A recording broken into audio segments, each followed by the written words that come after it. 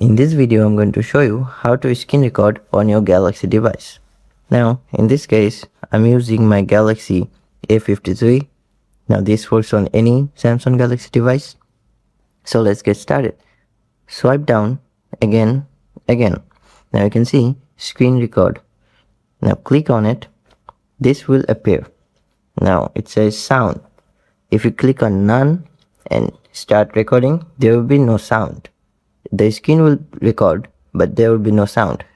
Now next option is if you click on media, then if you start recording, it will record whatever you're playing.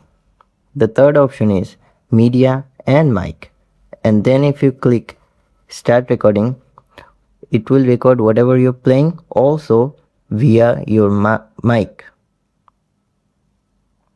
So this is it. This is how you screen record on your Galaxy device.